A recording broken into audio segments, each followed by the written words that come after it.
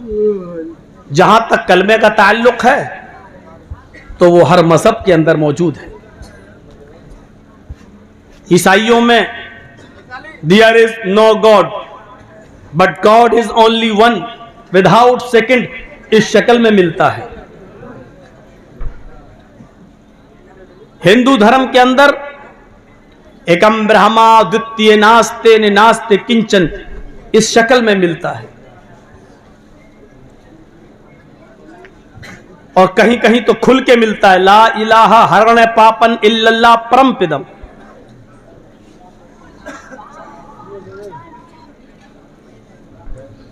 और जहां तक मोहम्मद रसूलुल्लाह का ताल्लुक है, वो अन्ना मोहम्मद रसूलुल्लाह, और मोहम्मद को अल्लाह का रसूल मानो, तो दुनिया में कोई मजहब ऐसा नहीं है। आज भी रात के 1:13 हो चुके हैं मेरी घड़ी में, और अब 26 के बजाय ये 27 नवंबर शुरू हो चुका है। इस रात के 1:13 पर भी दुनिया में 27 नवंबर की इस रात में जो आपके यहां जलसा 26 नवंबर को मुनक्किद किया गया है, लेकिन 12 बजे के बाद रात का टाइम चेंज हुआ, इसलिए मैं 27 तारीख बोल रहा हूं। 27 तारीख रात के 1:13 पर भी दुनिया में कोई धर्म, कोई मजहब ऐसा नहीं है जिस मजहब और जिस धर्म के अंदर मोहम्मद रसूलुल्लाह का नाम मौजूद न हो। और तुकीमत सलाह, जहां तक नमाज का ताल्लुक है, तो मूसा अलैहिस्सलातु वस्सलाम आज भी यहूदी नमाज पढ़ते हैं, आज भी ईसाई नमाज पढ़ते हैं, जिनको किताब दी गई है आज भी वो नमाज पढ़ रहे हैं। ये अलग बात है कि 2 ही टाइम की पढ़ रहे हैं, लेकिन पढ़ रहे हैं। ये अलग बात है कि एक रकात में वो कितने रुकू कर रहे हैं और कितने सजदे कर रहे हैं, लेकिन नमाज उनके यहां आज भी है। कुरान कहता है मूसा अलैहिस्सलातु वस्सलाम ने अपनी कौम से कहा भी था, औसानी बिस्सलाह, मुझे नमाज पढ़ने का हुक्म दिया गया है। ईसा अलैहिस्सलाम ने भी कहा कि मेरे ऊपर नमाज फर्ज की गई है। इब्राहिम अलैहिस्सलातु वस्सलाम भी नमाज पढ़ा करते थे, बल्कि इब्राहिम अलैहिस्सलातु वस्सलाम की तो दुआ अल्लाह रब्बुल आलमीन ने कुरान में रिकॉर्ड की है। वो ये कहा करते थे, आप देखिए, इन्ना सलाती व नुसुकी व महयाया व ममाती लिल्लाहि रब्बिल आलमीन। इन्ना सलाती, मेरी नमाज, व नुसुकी, और मेरी कुर्बानी, व महयाया, और मेरी जिंदगी, व ममाती, और मेरी मौत, लिल्लाहि रब्बिल आलमीन, अल्लाह रब्बुल आलमीन के लिए है। ये नमाज का जिक्र भी हर मजहब के अंदर मौजूद है। हिंदू धर्म के अंदर भी नमाज की एक शक्ल मिलती है। योगी उज्जीत सततमात्मानम रहस्य स्थिता एकाकी अच्युतातिमा निराशीर परिग्रह। श्रीमद् भागवत गीता अध्याय 6 मंत्र नंबर 10। जब तुम ईश्वर की पूजा करने के लिए खड़े हो तो पूरे शरीर का योग कर लो, पूरे शरीर की एक्सरसाइज कर लो, पूरे शरीर को झुका लो। ये शक्लो सूरत सिर्फ नमाज में होती है। अल्लाहू अकबर कहकर ऊपर नियत बांधो, खड़े हो, खड़े होकर एक्सरसाइज, अल्लाहू अकबर कहकर रुकू में जाओ। रीढ़ की हड्डी और पीठ इतनी सीधी हो जाए कि पानी का भरा हुआ बर्तन भी अगर आपकी पीठ पर रखा जाए तो गिरने ना पाए। ये आपकी कमर की एक्सरसाइज। और सजदे में जब आप जाते हैं और पैरों की उंगलियां जमीन पर जब आप मोड़ते हैं और उनको किबले की तरफ करते हैं, तो पैरों की उंगलियों से जो रग, जो नसें खिंचती हैं, वो आपकी रीढ़ की हड्डी, और रीढ़ की हड्डी से खिंचते हुए वो दिमाग तक आती है, और खून का सर्कुलेशन पूरी दिमाग तक पहुंच जाता है जब आप सजदे में जाते हैं। इसीलिए अल्लाह के नबी फरमाते हैं, सजदे को ज्यादा लंबा किया करो, क्योंकि बंदा अल्लाह के सबसे ज्यादा करीब तब होता है जब वो सजदे में होता है। सजदे को लंबा करने का हुक्म है, और लंबा करने का एक फायदा यह है कि पूरा दिन जो हम और आप खड़े रहते हैं, चलते फिरते रहते हैं, काम करते रहते हैं, तो खून का सर्कुलेशन, खून का का दौरान हमारे दिमाग तक उतना नहीं पहुंच पाता जितना हमारे दिमाग की नसों और रगों को ब्लड की जरूरत पड़ती है, उतना नहीं पहुंच पाता। इसलिए जब हम सजदा करेंगे और लंबा सजदा करेंगे तो खून का दौरान और खून का सर्कुलेशन दिमाग की एक एक रग तक पहुंच जाएगा।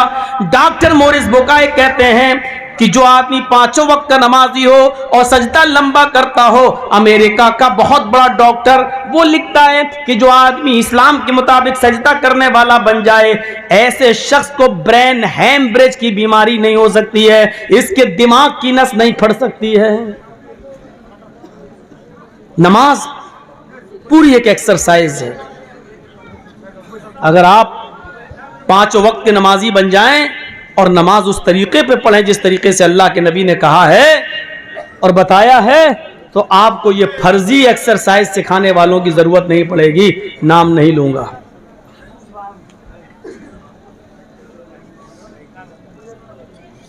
आजकल जो फर्जी लोग पैदा हो गए हैं एक्सरसाइज सिखाने वाले, इनकी जरूरत नहीं पड़ेगी अगर आप नमाज को नबी के तरीके के मुताबिक पढ़ने लगे तो नमाज का जिक्र भी मौजूद है।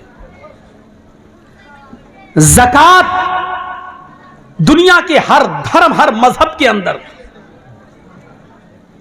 हिंदू धर्म के अंदर तो दानम दीक्षिता का शब्द मौजूद है, दान दो। इस्लाम ने एक उसूल मुतय्यन कर दिया है, इतना पैसा हो तो इतना, सोना हो तो इतना, इतनी बकरियां हो तो इतनी, इतनी भैंसें और गाय हो या ऊंट हो तो इतनी, बारिश के पानी से आपका गल्ला और अनाज पैदा होता है आसमानी बारिश की वजह से तो इतनी ज़कात, बारिश के पानी से नहीं सरकारी पानी से अगर आपका अनाज पैदा हुआ खेत में तो उसकी ज़कात अलग। आपके तालाब में कितनी मछलियां होनी चाहिए कि तब आपके ऊपर ज़कात फर्ज होगी। आपकी दुकान में कितना माल भरा हुआ होना चाहिए कि जिस पर आपकी ज़कात फर्ज होगी। आपके पास कितना टन आलू होना चाहिए कि तब आपके ऊपर ज़कात फर्ज होगी। आपके पास मुर्गियां कितनी होनी चाहिए, भेड़ और बकरियों की ज़कात की तो एक तायुन है हदीस की किताबों में, लेकिन आप अगर मुर्गी का बिजनेस करते हैं, मुर्गी का कारोबार है तो कितनी उस पर ज़कात फर्ज होगी। यह मुस्तकिल एक मौजू है, कभी फुर्सत से सुन लेना, इस मौजू पर एक अलग तकरीर की जरूरत है। तो ज़कात भी हर धर्म के अंदर, हर मजहब के अंदर, लेकिन इस्लाम ने मुतय्यन कर दिया अगर आपके पास नकदी है, कैश है और उसकी कीमत 7.5 तोले सोना यानी तकरीबन 85 ग्राम सोने के बराबर और 52.5 तोले या 52.5 तोले चांदी के बराबर है और उसको 1 साल से ज्यादा गुजर चुका है तो उसके ऊपर आपको ज़कात देना पड़ेगी उतने रुपयों पर। 100 रुपए में 2.5 रुपए, 40 रुपए में 1 रुपया। वतसूम रमज़ान, रमज़ान भी हर मज़हब के अंदर मौजूद है। ईसाइयों में आज भी रोज़ा रखा जाता है, यहूदियों में आज भी रोज़ा रखा जाता है। हाँ, हिंदू धर्म में तो रोज़े की मखसूस नौयतें हैं, अलग अलग देवी और देवताओं के नाम पर अलग अलग व्रत, यहां तक के पति के नाम पर औरत को एक और व्रत रखने का हुक्म दिया गया है कि वो अपने पति की लंबी आयु, लंबी उम्र के लिए करवा चौथ का व्रत रखे। कुछ नहीं खाती है, कुछ नहीं पीती है जब तक कि वो चांद को नहीं देख ले, और कभी कभी अरसा 24 घंटे से भी ज्यादा का गुजर जाता है। इस्लाम के अंदर रोजा है,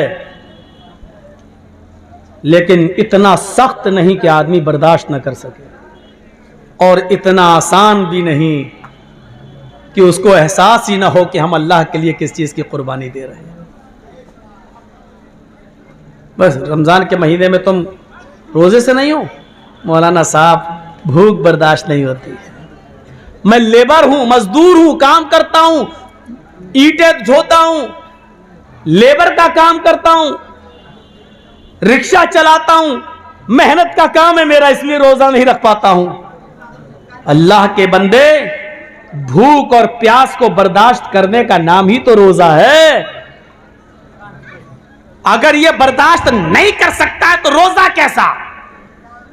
इस्लाम की तारीख उठा के देखो, अक्सर जंगें, बल्कि जितनी भी जंगें हुई हैं इस्लाम की तारीख में, सब रोजे की, रमजान के महीने में अक्सर हुई हैं। क्यों?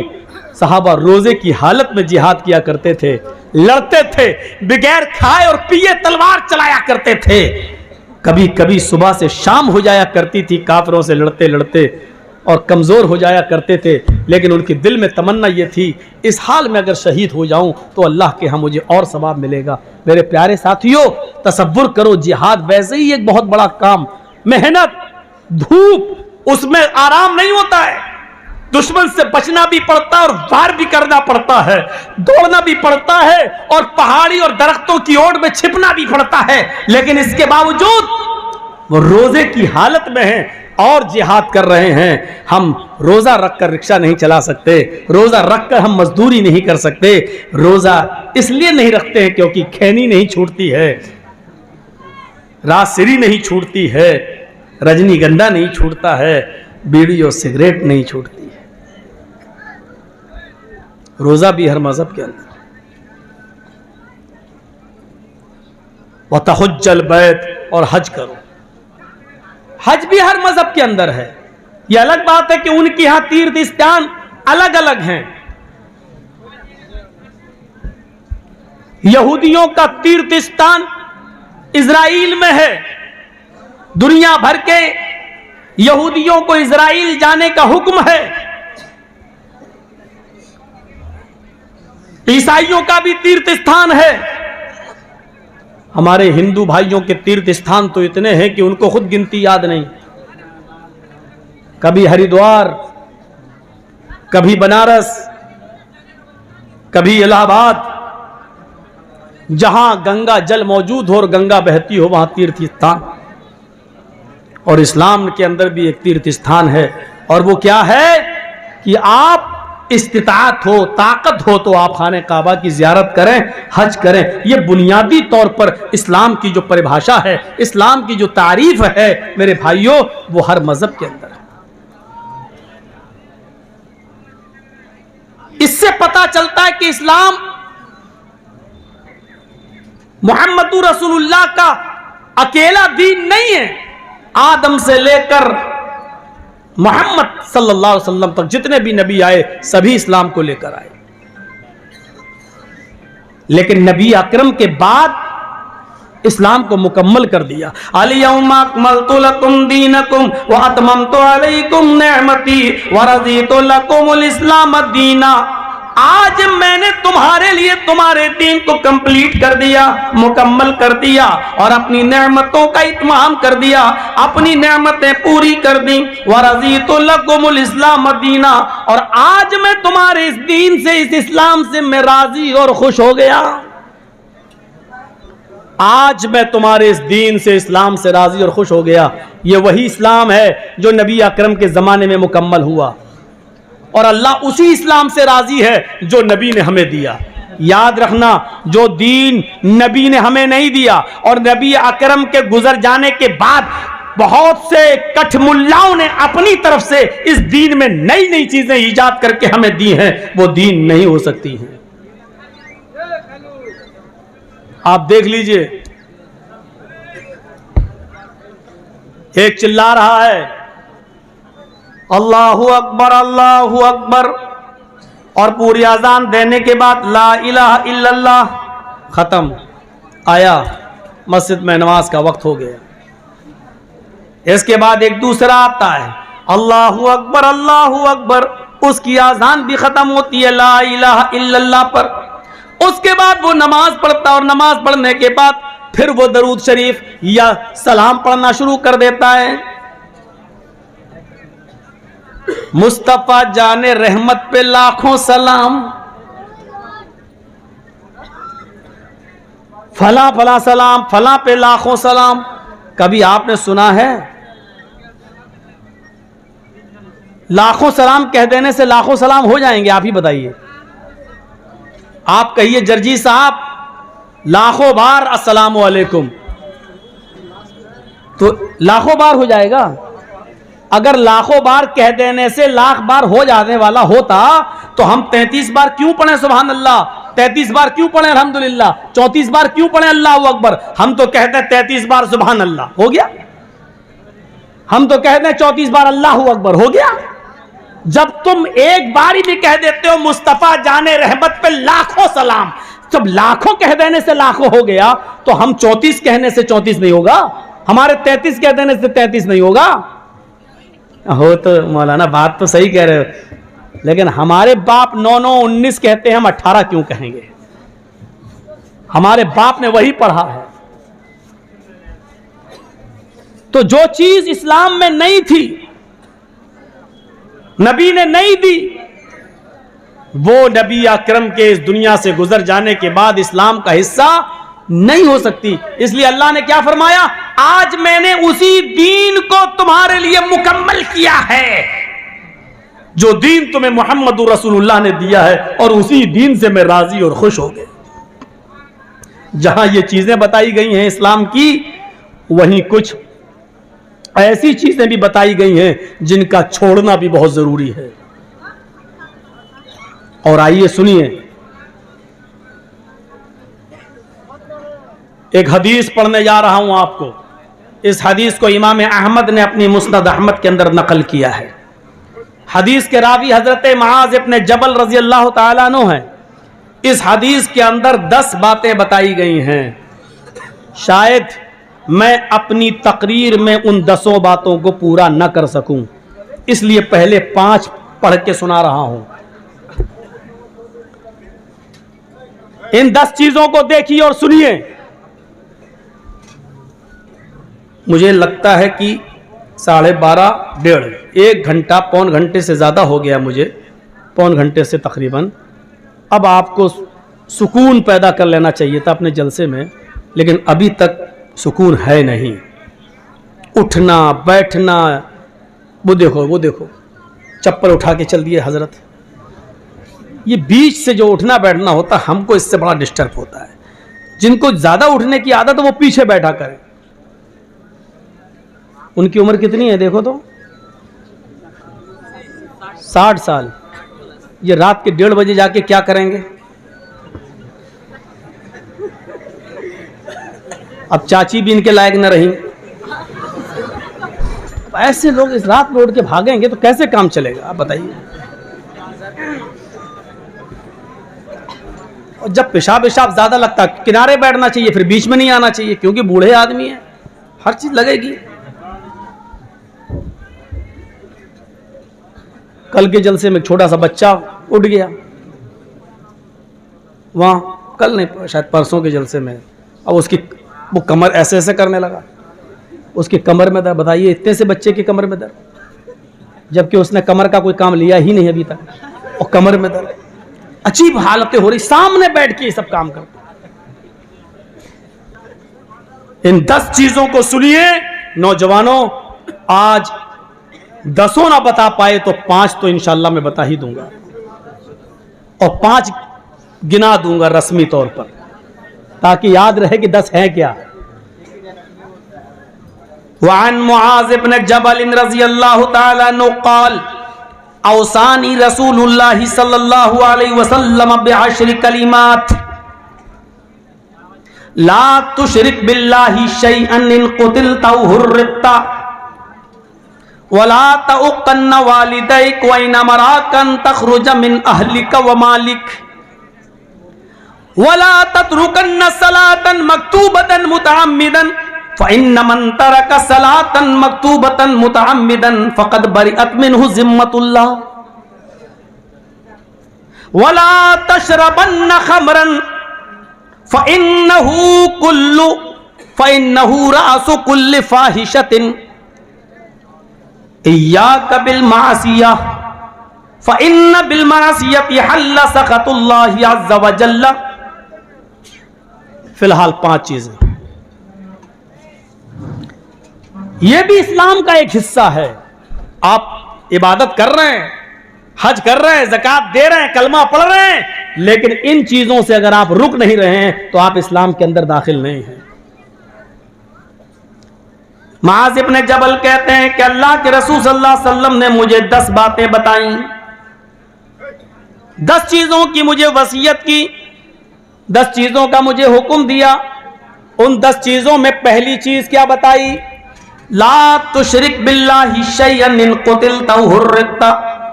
आए मुआज़, अल्लाह के साथ कभी भी किसी भी हाल में किसी गैर को शरीक मत करना। चाहे तुम्हें कत्ल कर दिया जाए या तुम्हें जलाकर राख कर दिया जाए, तुम्हारी बॉडी को जलाकर हवा में उड़ा दिया जाए, कुछ भी किया जाए, लेकिन अल्लाह के साथ किसी को शरीक मत करना।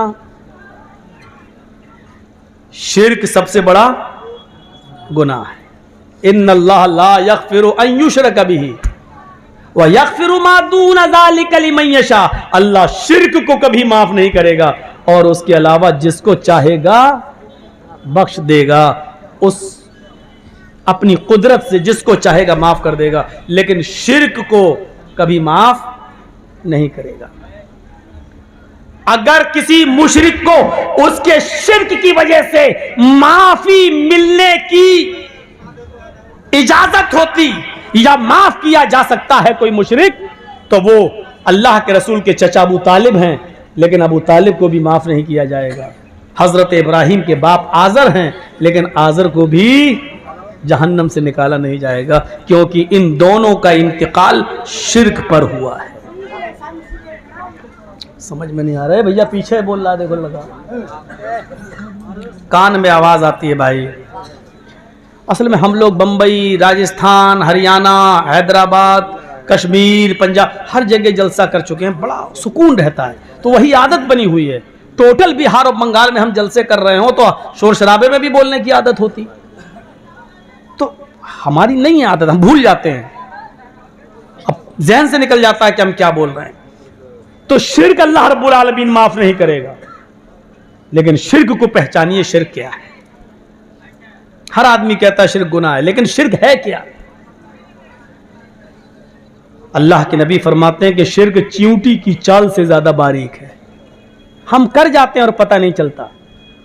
जर्जिस साहब को बुखार आ गया, सर में दर्द है, डॉक्टर के पास गए, जल्दी से 102 102 डिग्री बुखार तेज, पैरासीटामोल दिया, डोलो दिया, कुछ दिया, जल्दी से खाया पिया, खाना ना खा के थोड़ी देर के बाद आराम, माशाल्लाह अच्छा आराम मिला। मौलाना साहब कैसी तबीयत है? बहुत अच्छी, उस डॉक्टर ने मुझे ठीक कर दिया है। शिर्क हो गया। अरे फलां डॉक्टर से दवा लाए, उसकी दवा से ठीक हो गए। शिर्क कर दिया हमने, हमें पता भी नहीं चला। हम समझ रहे हैं कि किसी मजार पे जाके चादर चढ़ाओ, माथा टेको और कहो बाबा तेरे दर पे आया हूं तो झोला झोली भर के जाऊंगा, यही शिर्क है। नहीं, शिर्क चींटी की चाल से ज्यादा बारीक है। जबकि हमें क्या कहना चाहिए? माशाअल्लाह, उस डॉक्टर की दवा मैंने खाई, अल्लाह ने उस डॉक्टर की दवा में शिफा रखी थी, अल्लाह के हुक्म से मैं ठीक हो गया। कहना यह था हमें, अल्लाह ने उस डॉक्टर के जरिए मुझे ठीक कर दिया, यह भी चलेगा। लेकिन हमने क्या किया? ओह अरे कैंसर था मेरी मां को, अरे मैं अगर बंबई में टाटा हॉस्पिटल नहीं गया होता तो मेरी मां मर गई, मर जाती। शिर्क हो गया। घर में कुत्ता पला हुआ, पालना नहीं चाहिए, मैं ये नहीं कह रहा हूं कि पालो, बहुत से लोग पालते हैं।